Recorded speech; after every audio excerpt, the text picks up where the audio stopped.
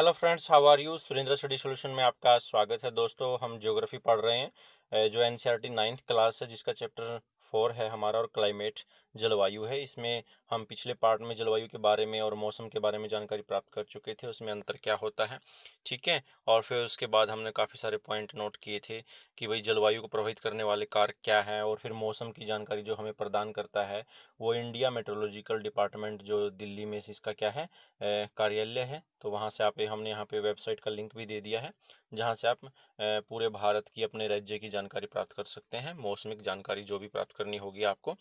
फिर जलवायु नियंत्रण के कारण बताए थे हमने, और जो 6 प्रमुख कारक थे जलवायु को प्रभावित करने वाले, वो हम अच्छे तरीके से पढ़ चुके थे, ठीक है। तो लास्ट पार्ट अगर आपने नहीं देखा है तो लास्ट पार्ट जरूर देख लीजिएगा, उसमें हम ये सब कुछ डिस्कस कर चुके हैं इस चैप्टर में। अब इस पार्ट के अंदर हम बात करने जा रहे हैं वो कुछ पॉइंट जो हमारे पिछले पार्ट में रह गए थे। आइए उनको समझते हैं किस तरीके से। तो सबसे पहले बात करेंगे कोरियोलिस बल क्या होता है, ठीक है ना। बहुत सारे बच्चे जानते भी होंगे कोरियोलिस फोर्स क्या होता है। भाई कोरियोलिस बल क्या होता है, हमारी पृथ्वी क्या करती है, अपने एक्सिस पे गोल गोल घूमती है, पश्चिम से पूर्व एक चक्कर लगाती है, और वो 23.5 डिग्री पे झुकी हुई है। यहाँ देख सकते हैं आप, पृथ्वी ऐसे घूमती है, ठीक है। अब पृथ्वी के घूर्णन के कारण उत्पन्न आभासी बल को कोरियोलिस बल कहते हैं। इस बल के कारण पवनें उत्तरी गोलार्ध में दाहिनी और दक्षिणी गोलार्ध में बाईं ओर विक्षेपित हो जाती हैं। इसे फेरल का नियम भी कहा जाता है। अब ये क्यों हो जाती हैं भाई?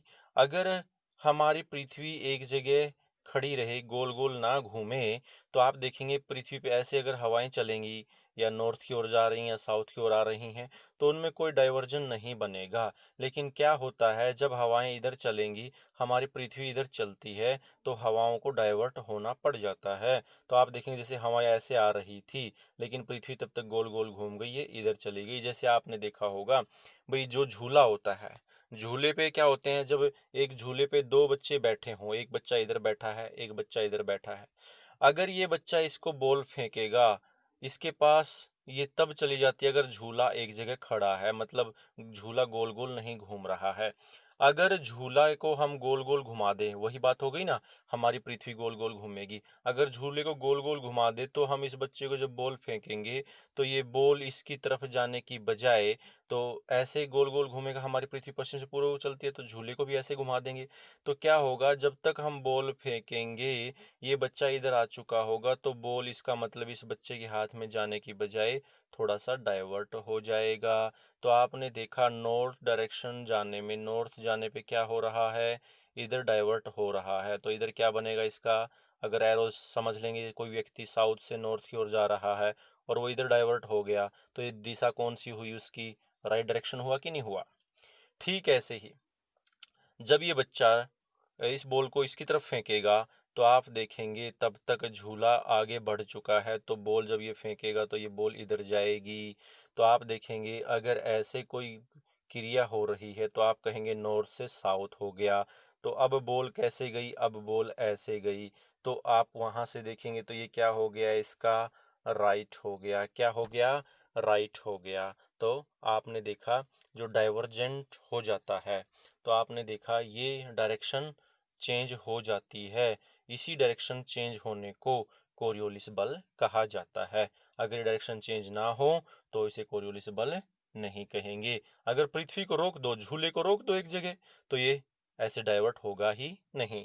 तो इस तरीके से हम क्या सीखे, कोरियोलिस बल को सीखे, ठीक है ना। तो यहाँ देख लो, अब उत्तरी गोलार्ध में ये कह रहा है कि राइट डायरेक्शन में चली जाती है, नॉर्थ में इसका राइट ये हुआ, ठीक है ना। और फिर ऐसे हवा गया तो इसका राइट क्या हुआ, ये हुआ, हुआ कि नहीं हुआ। फिर नीचे आ जाओ, दक्षिणी गोलार्ध में क्या होता है, हवाएं लेफ्ट में, ये देखो इसका लेफ्ट क्या हो गया, इधर हो गया, इसका लेफ्ट क्या हो गया, इधर हो गया। तो ये कह रहा है कि उत्तरी गोलार्ध में हवाएं दाईं ओर तथा दक्षिणी गोलार्ध में बाईं ओर।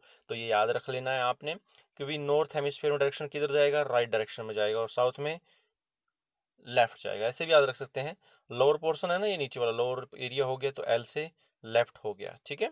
तो ये चीज़ें देखिए आपने, और इसी से हमारी जो पवनें चलती हैं, व्यापारिक पवनें, पछुआ पवनें, ध्रुवीय पवनें, वो सारी पवनें इसी की वजह से होती है। तो अच्छे से समझ में आया होगा कोरियोलिस फोर्स। इसे फेरल लॉ भी कहा जाता है। ठीक है, तो नॉर्थ में कहाँ, राइट में, और साउथ में कहाँ, लेफ्ट में। तो ये हवाएं, ये बन गई आपकी व्यापारिक पवनें, ये बन गई आपकी पछुआ पवनें। ठीक है ना, ऐसे ही चलेंगी ना पवनें, जानते होंगे। ठीक है, अब नेक्स्ट पॉइंट है तो जेट धारा क्या होता है, पिछली क्लास में बता भी चुके थे। अब ये देखो, व्यापारिक पवनें ये चल रही हैं, ये पछुआ पवनें हैं, ये ध्रुवीय पवनें हैं। इनकी दिशा भी पूछ लेता है कई बार एग्जाम में आपसे। अब देखो ये किस दिशा से आ रही हैं, नॉर्थ ईस्ट से आ रही है कि नहीं आ रही है, ये कहाँ से आ रही हैं, साउथ वेस्ट से आ रही हैं। ठीक है, एरो नजर आ रहे होंगे आपको। अब भाई जेट प्रवाह क्या होता है, जब आपने देखा जब कहीं टेम्परेचर ज़्यादा होता है, तो टेम्परेचर ज़्यादा होने से आप सीख चुके हैं कि भाई जिधर टेम्परेचर ज़्यादा होता है वहाँ की हवा गर्म होकर ऊपर उठती है, और उसकी पूर्ति करने के लिए कोई साइड से हवा आती है। तो इसका मतलब जहाँ टेम्परेचर ज़्यादा वहाँ पर प्रेशर क्या होता है, कम होता है। तो एलपी, जिधर एलपी बनेगा उधर हवाएं गर्म होकर ऊपर चली जाती हैं, इनकी पूर्ति करने साइड से आती है। इसका मतलब वहाँ से आती हैं जहाँ एचपी होगा। तो आपने सीखा था विंड क्या होता है, तो विंड होता है HP to LP, air movement क्या कहलाता है, विंड कहलाता है। अब जैसे ही ये यहाँ से मान लो 20 की मात्रा में हवा गया, तो यहाँ खालिस्तान हो गया, इसकी पूर्ति करनी है साइड से हवा, ऐसे आएगा। तो ये एयर मास हो गया पूरा का पूरा। और जब ये आसमान में हवाएं चली, इसको बोलते हैं जेट स्ट्रीम। क्या बोलते हैं, जेट स्ट्रीम बोलते हैं। तो ये हो गया जेट प्रवाह। तो यहाँ से सीखे आप जेट प्रवाह। और जेट प्रवाह क्या होती हैं, 12,000 मीटर से अधिक ऊंचाई पर पश्चिमी हवाएं होती हैं, जो अक्षोमंडल से के ऊपर चलती हैं। ठीक है ना, अक्षोमंडल की ऊपरी सतह पर चलती हैं। और इनकी गति देखो 110 किलोमीटर प्रति घंटा होती है। कब होती है, गर्मियों के अंदर। और सर्दियों में क्या होती है, 184 किलोमीटर। मतलब ये हुआ कि सर्दियों में इनकी गति तेज होगी और गर्मियों में इनकी गति कम होगी। तो यहाँ देखो ये जैसे ट्रॉपिकल से हवा गर्म होके ऊपर गई, फिर ऊपर से नीचे बैठी, फिर यहाँ से गर्म होके आई, जब दोनों हवाएं टकराई तो यहाँ क्या बना, सब tropical jet stream, polar jet stream. तो ये जेट स्ट्रीम बनेंगी। आ गया होगा समझ में। अब इसके बाद देखते हैं ऋतुएं क्या होती हैं।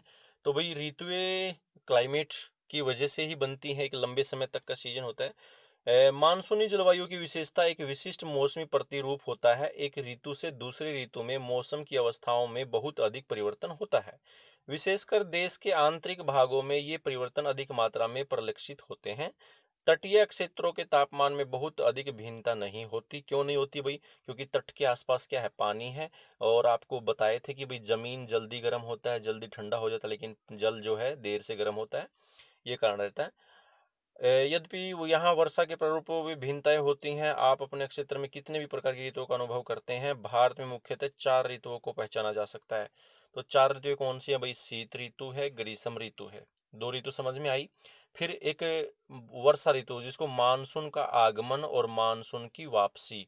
तो यहाँ पर 4 ऋतुएं कैसे बनी, एक बनी शीत ऋतु, ग्रीष्म ऋतु, वर्षा ऋतु और मानसून, जो परिवर्तन मौसम होता है, मतलब जब सर्दियां शुरू होती हैं उससे पहले का टाइम होता है। तो 4 ऋतु को पढ़ने जा रहे हैं हम, देखते हैं वो 4 ऋतुएं कौन कौन सी हैं, इनकी क्या क्या विशेषताएं हैं। तो सबसे पहले बात करेंगे शीत ऋतु। उत्तरी भारत में शीत ऋतु मध्य नवंबर से आरंभ होकर फरवरी तक चलती है। ये टाइम पीरियड याद रखना है, नवंबर से होकर फरवरी तक चलती है। भारत के उत्तरी भागों में इस ऋतु में देश में उत्तर पूर्वी व्यापारिक पवनें प्रवाहित होती हैं। ये स्थल से समुद्र की ओर बहती हैं, इसलिए देश के अधिकतर भाग में शुष्क मौसम होता है। और इन पवनों के कारण कुछ मात्रा में वर्षा तमिलनाडु के तट पर होती है, क्योंकि वहां ये पवनें समुद्र से स्थल से की ओर बहती हैं। शीतकाल में वर्षा, जिसे स्थानीय तौर पर माहवट कहा जाता है, की कुल मात्रा कम होती है, लेकिन ये रबी की फसलों के लिए बहुत महत्वपूर्ण है। तो भाई शीत ऋतु में जो बरसात होती है उसको माहवट कहते हैं। ठीक है, और शीत ऋतु में क्या होता है, जब आप मैप देखेंगे, भारत का मैप देखेंगे, तो उसमें देखेंगे आप शीत ऋतु में ये हवाएं ऐसे आना शुरू कर देती हैं भाई। तो ऐसे स्थल से समुद्र की ओर जा रही हैं, लेकिन तमिलनाडु में बरसात क्यों कर देती हैं, क्योंकि जब ऐसे आएंगी तो ये तमिलनाडु में तो जल से होके गुजरी है ना, तो इसलिए तमिलनाडु में बरसात कर देती थी। ठीक है, ये हो गया शीत ऋतु। आपका अब आती है ग्रीष्म ऋतु। सूर्य के उत्तर की ओर आभासी गति के कारण भूमंडलीय ताप पट्टी उत्तर की तरफ खिसक जाती है। पिछले पार्ट में ही बता चुके हैं आपको। मार्च से मई तक का ग्रीष्म काल का समय रहता है भाई, मार्च से मई का जो होता है। लू ग्रीष्म काल का एक प्रभावी लक्षण होता है। ये धूल भरी गर्म शुष्क पवनें होती हैं जो कि दिन के समय भारत के उत्तर और उत्तर पश्चिमी क्षेत्रों में चलती है। ग्रीष्म ऋतु के अंत में कर्नाटक और केरल में प्राय पूर्वी मानसून वर्षा होती है। इसके कारण आम जल्दी पक जाते हैं और प्राय इसे आमर वर्षा कहते हैं। मतलब ग्रीष्म ऋतु में जो बरसात होती है, कहाँ पर, मतलब जो एक प्री मानसून होता है भाई, मानसून के आने से पहले। और कौन सा टाइम चल रहा था अभी, मार्च से मई तक का जो समय चल रहा था, ठीक है ना।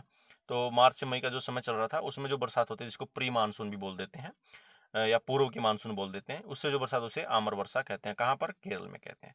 और बैसाख के महीने में होने के कारण पश्चिम बंगाल इसमें काल बैसाखी भी कहा जाता है। तो यहाँ याद रखना है आपने, माहवट कौन से में ऋतु में, शीत ऋतु में होती है, और काल बैसाखी और जो आमर वर्षा किस में होती है, ग्रीष्म ऋतु में होती है। याद रहेगा ये, ठीक है, ये पॉइंट नोट करने हैं आपने। अब इसके बाद आती है वर्षा ऋतु या मानसून का आगमन, मतलब जब बरसात होना शुरू कर देती है। तो जून के प्रारंभ में उत्तरी मैदानों में निम्न दाब की अवस्था तीव्र होती है। भाई जून के टाइम में यहाँ गर्मी बढ़ जाती है। अभी सीख चुके थे आप, जहाँ टेम्परेचर ज़्यादा होगा तो वहाँ की हवा गर्म होकर उठेगी और साइड से हवा की डिमांड करेगी, तो ये दक्षिणी पश्चिमी हिस्से से हवाएं भारत की ओर आना शुरू कर देती हैं, ठीक है। और इसी से बरसात होती है। पौने दक्षिण समुद्र से उपोष्ण कटिबद्ध क्षेत्रों में उत्पन्न होती हैं और ये महासागरों से आती हैं, इसलिए इनमें क्या है, और ये पौने तीव्र गति से, मतलब इनकी गति 30 किलोमीटर प्रति घंटे की वेग से चलती हैं भाई ये, और लगभग 1 महीने में ये पूरे भारत में पहुंच जाती हैं, बरसात कर देती हैं, ठीक है। ये मानसून का आगमन हो गया। टाइम पीरियड याद रख लेंगे आप, जून के प्रारंभ से लेके, ठीक है। तो ये मानसून का आगमन, वर्षा ऋतु हो गई। फिर मानसून की वापसी या परिवर्तनीय मौसम बोलते हैं, मतलब अब सर्दियां बनने लग जाएंगी, ठीक है। अक्टूबर नवंबर के दौरान दक्षिण की तरफ सूरज की आभासी गति के कारण मानसून गर्त या निम्न दाब वाला गर्त उत्तरी मैदानों के ऊपर शिथिल हो जाता है। धीरे धीरे उच्च दाब प्रणाली इसका स्थान ले लेती है। दक्षिणी पश्चिमी मानसून शिथिल हो जाते हैं तथा धीरे धीरे पीछे की ओर हटने लगते हैं। अक्टूबर के प्रारंभ में मानसून पवनें उत्तर के मैदान से हट जाती हैं। अब भाई क्या बताए थे, भाई दिसंबर के टाइम में, अक्टूबर नवंबर में सूरज चला जाता है दक्षिणी गोलार्ध में, है ना। तीन ये देखा था हमने, जो भूमध्य रेखा, कर्क रेखा, मकर रेखा। सूरज मकर रेखा पे चला जाएगा तो गर्मियां नीचे हो जाती हैं, तो उस भारत में सर्दी हो जाती है, तो भारत में एचपी बन जाता है। अब हवाएं भारत से कहाँ जाने लग जाएंगी, समुद्र की ओर जाने लग जाएंगी, जिसको लौटता मानसून भी बोल देते हैं, ठीक है, रिट्रीट मानसून भी बोल देते हैं। उच्च तापमान एवं आर्द्रता वाली अवस्था के कारण दिन मौसम असहान हो जाता है और इसे सामान्य कवार की उष्म भी कहा जाता है। तो कवार की उष्म कौन से को कहा जाता है, मौसम को, जो परिवर्तनीय मौसम होता है, मानसून, लौटते मानसून वाले टाइम को उमस भरा टाइम हो जाता है। आपने देखा होगा कूलर की हवा चिपचिपी लगने लग जाती है, ठीक है। तो ये कवार की उष्म के नाम से जाना जाता है। तो ये आपने ऋतु देखी थी। अब बात कर लेते हैं, कुछ अभ्यास के पर्सन है जो हमारे चैप्टर 4 में है, वो देखते हैं। नीचे दिए गए स्थानों में किस स्थान पर विश्व में सबसे अधिक वर्षा होती है। अब ये ऑप्शन, इन ऑप्शन के हिसाब से देखे चलेंगे। अब तो वैसे बरसात मौसिन राम में होने लग गई, मौसिन राम की जगह अब किसने ले ली है, महाराष्ट्र में भी होने लग गई है, महाराष्ट्र का महाबलेश्वर है, ठीक है। तो यहाँ देखते हैं, इसमें तो ऑप्शन आपका फिट कौन बैठ रहा है, मासिन राम बैठ रहा है आपके एनसीईआरटी के हिसाब से। तो बरसात सबसे ज्यादा कहाँ हो रही है, मासिन राम, जो कहाँ पर है, मेघालय राज्य में है, ठीक है। गारो खासी पहाड़ियां हैं और उसमें से खासी पहाड़ी जो है। ग्रीष्म ऋतु में उत्तरी मैदानों के बहने वाली पवन को निम्नलिखित में से क्या कहा जाता है, भाई लू कहा जाता है, ठीक है। निम्नलिखित में से कौन सा कारण भारत के उत्तर पश्चिमी भाग में शीत ऋतु में होने वाली वर्षा के लिए उत्तरदायी है। भाई शीत ऋतु में जो बरसात होती है तो वो कौन सा है भाई, जिसको रिट्रीट मानसून बोलते हैं, लौटता मानसून किसकी वजह से होता है भाई, पश्चिमी विक्षोभ होता है। जो आप देखेंगे भारत के, जो आपने जब भारत देखा तो भारत के उत्तर पश्चिम में जो विक्षोभ आते हैं उनकी वजह से ये बरसात होती है, ठीक है। फिर आप, भारत में मानसून का आगमन कब शुरू होता है, भाई जून के प्रारंभ से ही शुरू हो जाता है, ठीक है, जिसे दक्षिणी पश्चिमी मानसून बोल देते हैं। निम्नलिखित में से कौन सी भारत में शीत ऋतु की विशेषता है, भाई शीत ऋतु में क्या होता है भारत में, आप देखेंगे गर्म दिन होता है और रात क्या होती है, ठंडी होती है। तो ये आपका चैप्टर था। आशा करते हैं आपको पसंद आया होगा। पसंद आया है तो कमेंट बॉक्स में कमेंट जरूर कीजिए, दोस्तों को शेयर करना मत भूलिएगा। और इसके पीडीएफ के लिए हमने डिस्क्रिप्शन बॉक्स में अपना लिंक भेज दिया है टेलीग्राम का, वहां से ये पीडीएफ ले सकते हैं आप। इसी के साथ दोस्तों धन्यवाद, thanks for watching this video, have a nice day.